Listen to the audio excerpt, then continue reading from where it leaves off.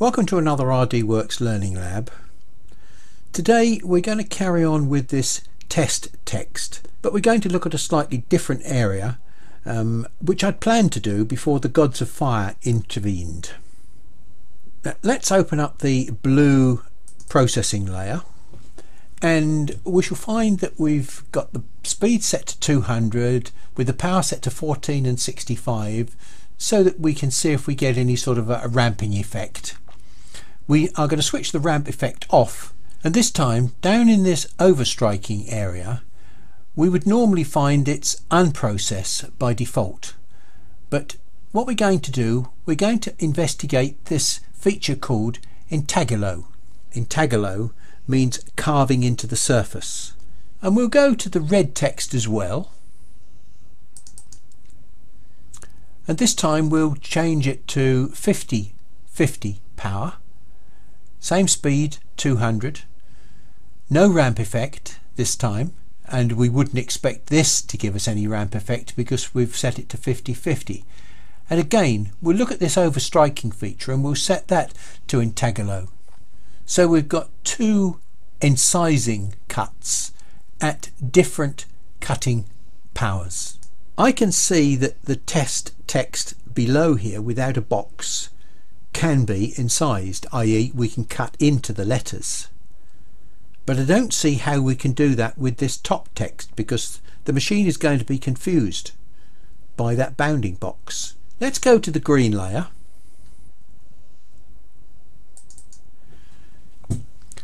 And again we'll keep the settings the same at 200 millimeters a second with 14 and 65% to see if we can generate any sort of ramp effect.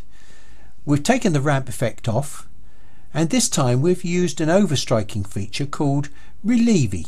Let's just accept that for a moment and do the same for the pink layer. 200, this time we'll set it to the same values, 50 power, no ramp effect, and again overstriking set to Relieve. Now let's just stop for a second and think. Relieve basically means we are going to relieve the background behind the text. In other words, it's a wood carving term, and I see no problem with relieving the text in the background because we've got a bounding box. But what happens to this text below? We don't have a bounding box, so how can I relieve this text? So we'll save this file off to the machine, and I've no need to drag you along. We'll just cut straight to the results. And I have to say that I'm rather confused by what I'm looking at. So what we're seeing here is relief engraving where the background has been cut away and the text stands forward. And what we see below here is text that's basically been incised. What are these? Because this is the Intaglio down at the bottom here, which is incision engraving, and this is relief engraving. But these are all done with one setting, and these are all done with the opposite setting, but they all look exactly the same. So my question is, what is the point of having this? Because this is basically just straightforward engraving where you'd scan across the text that's in a box. The only way that you can relieve that text is if you put it into some sort of containment border. When you don't define that area, you get this result. So I'm not a printer or an expert wood carver in any way, shape or form, and therefore I don't know whether or not I'm misunderstanding these terms. But I can't see that there's any value in using these two special conditions. Perhaps some experts out there might like to tell me that I'm somehow missing the point. I'm happy to learn. One of the interesting things that has come out of this is, again, this very interesting curtain effect that I'm getting here. You can see the straight lines hanging down just like a curtain. These are nothing to do with the wow wow wow sound that I pointed out to you when I changed the belt and realised that the drive wheel on the stepper motor was eccentric. Now there's a very good set of patterns along there that enables me to fairly accurately mark where the centre of each one of the curtain drapes is?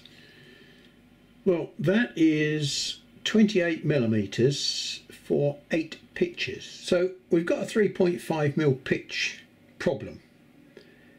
Now the belt is actually 3mm pitch, and so you think, well, how can that be explained away, the fact there's a 0.5 millimeter pitch error? Excuse my very crude drawing, but what we've got here is the tooth belt, what we've got here is the pulley, and round the outside of the pulley we've got the tooth belt. Now as you can see, beyond the teeth there's a certain amount of thickness, and what that means is that at the pitch line on the pulley we have got 3 millimeters between A and A. But of course, as we're travelling outwards on a radial, the distance at BB is greater than the distance at AA. And what you've got to remember is the head is actually fixed to this outside surface here. So the head is travelling further than the 3 millimeter pitch at AA. It's actually travelling the pitch at BB for every tooth. And that explains the 0.5 millimeter difference in the pitch. So absolutely this problem that we're seeing is caused by the tooth belt cogging or doing something as it goes round. Now my immediate reaction was, it must be something to do with the tooth form on the new belt. But bear in mind, this was done before the fire and the new belt. And we've got exactly the same problem on here. It's very obvious there above the word text. Nothing to do with the belt itself, all to do with the pulley. So I can't see that there's anything we can do about that feature. It's something we're just going to have to live with. This is the original old belt that I had on there, and one of the other observations that I made when I was talking about the wow wow wow wow sound was that one revolution of the pulley was driving the head approximately 40 millimeters. In other words, there's a cyclic variation that's going to occur every 40 millimeters. Now, I don't know whether you can see it in this light, but the pattern starts here and it gets stronger and then starts to die away, and then the pattern has disappeared here almost, and then it starts to grow and die away again before it gets to the end here. Isn't it an interesting coincidence that that happens to be 40 millimeters? The point I'm really trying to make there is, does this mean to say when the belt tension is tight I get these marks, and when it's loose I don't get the marks? Or is it the opposite way round? When the belt tension is loose I do get the marks, and when the belt tension is tight I don't get the marks? I don't know, but maybe there is an interaction here between the wow wow wow and the belt tension. So maybe I ought to go and either tighten or slacken the belt tension to see whether I could improve or decrease this effect. Well, to be fair, looking at that was the original tension, which was quite high. I added more tension and seemed to get more marks. I dropped the tension right off and we seem to have a lot more marks. So just possible that there may be a critical point somewhere in between not enough tension and too much tension where you can get reasonable results. Now that's interesting, but before we go and chase fairies, what we should do is try and use a more consistent material. I'm going to use some acrylic to do the same tests in, because acrylic is a lot more homogeneous. Now here we are looking at the acrylic samples from the back side. As you can see, we've got the 3 tensions here, and when we look at the finish, because this was focused, we can't really see any major difference. Although there is a hint on this high tension of the tooth form, we can't really see it very clearly until we do a second cut and we sort of polish the finish, and then it becomes very, very clear. I then only did a single cut, which is here, and that should compare with, and does compare with, this one, which were done the same way. Now, there is a slight difference in the adjustment between these two, because we went from high, then we went to medium and low, and then straight back to high again in the way of tension. And I do believe that this tension here was probably a little bit higher than the one that I used here. It's very difficult to judge it. But I think the essence of it is when we look at these three comparatively, we can see that they don't look very much different, and certainly from the front they don't feel very much different. But the question really is, what is causing it? Because the reason why we're seeing these marks can only be because we've got different amounts of burning in the acrylic, different depth in other words. And the only reason we can have different depth is if we have got variable speed. In other words, although the speed of the machine is constant, give or take little steps for the stepper motor, in essence the speed is constant all the way across. So the fact that we're getting these indentations along here must mean that we're getting a little bit of acceleration, deceleration, acceleration, deceleration on each one of these steps. And it's so obvious that that acceleration and deceleration of the belt is happening as either the tooth is disengaging or something like that. It can't be anything to do with speed, because these were done at high speed, 200 millimeters a second, and these were done at low speed, 50 millimeters a second. And so if we look at the pattern on this one and this one, you'll see that they're exactly the same. So there is no speed related problem here. It's not a resonance frequency type of thing. So it's just some sort of micro acceleration and deceleration of the belt as it disengages from the toothed pulley. Is there anything I can do about that? I'm not sure that I can do anything about that. It's not likely to affect me very much because I don't do that much 3D engraving. It's more experimentation and an interest in trying to find out what the problems are. Now, do I set the belt medium, low or high? That's the interesting question. The answer, I think, is going to be high, because although that one might be slightly more marked, it's such a little difference that I'm not going to worry too much. What I do need for the sort of things that I do with the machine, I need the belt tension high, I need the head to be really stiff. And now I'll show you why I need the head to be really stiff. Well, we're back at the machine again now, and I just had a bit of a thought that maybe I should see if there's anything that I can do to influence the way the belt goes round the pulley. So I've made myself a little jockey wheel here with an attempt to, instead of making the belt go round the pulley to a roughly 180 degrees, whether I can get it to go round to closer to 270 degrees and let the belt wrap round the outside of here. In other words, if I slacken off the tension on the belt and then take the slack up on this pulley wheel at the end here. In other words, what I'm going to try and do is to slacken off the belt tension and put the slack around this little pulley. Well, it seems as though I've found a way of making it substantially worse, and let me show you what I've done. It doesn't tell me how to fix it, but it absolutely proves that there's a problem with the belt.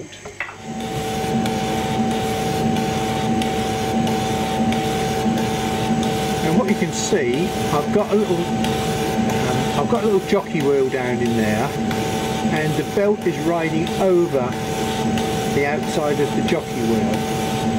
The jockey wheel is inside the belt, so therefore the teeth are having to run over a smooth surface. As you can see, the results are quite appalling.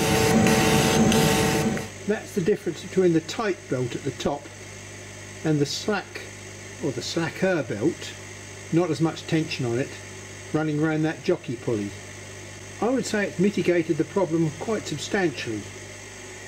The belt is not loose, it's still reasonably tight, so I think we'll leave that for the time being. We'll keep the jockey pulley in there. Now my question is, should I leave the belt tight or even looser? Well, I think the answer is I want the belt to be tight.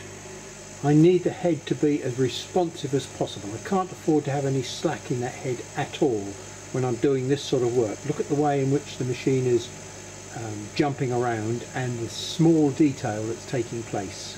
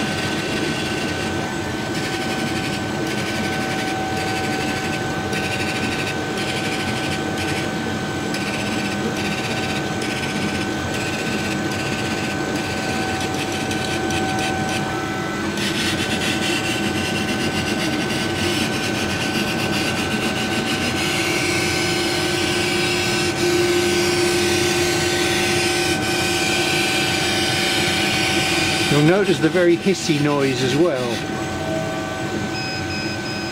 That's my 13%. Now you've only got to look at the precision of these little cuts around here, how uniform they are, and compare that with the size of this ballpoint pen. I mean, that's quite superb precision, and I don't want to lose that by slackening the belt off. Okay, now one final thing that we'll just take a quick look at, which is of interest, while we've got this text on the screen. I'm going to delete most of this text. I'm no longer interested in the intaglio, so we just put that back to unprocess. We don't want ramp effect. But one of the things that is on here is something called independent output. It's always been a puzzle to me what this independent output means, and just recently I've had several people tell me what it does. I've managed to survive the last 16 months without knowing anything about it, because the problem that it potentially solves, there are workarounds which I've been using. Let me explain. If we tick independent output and say OK,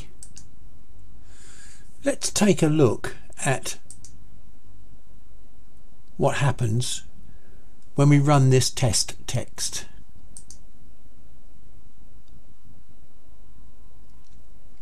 The letters are no longer scanned across the page in one lump.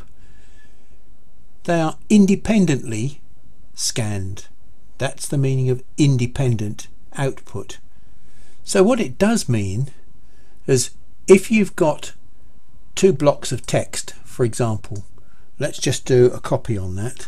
Now if we take the scan and we remove that independent output, you'll get what you would normally expect when you do a preview, and that will be the scan going right the way across from one side of the page to the other. So all the time it's traversing between those two pieces of text, we've got wasted time. And the way that normally I would overcome that problem would be to set the piece on the left on a different layer to the test text on the right, which means then that they would be independently scanned. If we apply the independent output to this, what do you think is going to happen? Are we going to scan this block and then this block? Are we going to scan each one of these letters?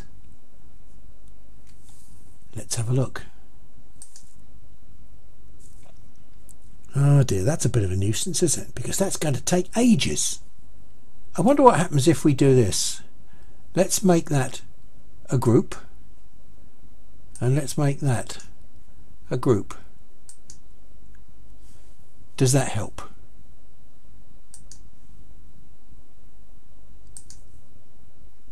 Nope. So it appears that the only way to make these two pieces of text work independently is either to go back to my plan A, which is make this one blue and this one red, put them on different layers, and then they will cut separately. Or we could do something like this, and if we make that a blue layer and that a blue layer. Now exactly the same principle will apply if you bring in bitmaps. If you bring in two bitmaps, two photographs, two pictures, and they sit side by side like this but a long way apart, using the independent output enables you to scan one and then scan the other. So that's an indication of what independent output means. It's got some strengths and it's got some weaknesses, as you can see. Well, thanks for your attention, and we'll see you soon.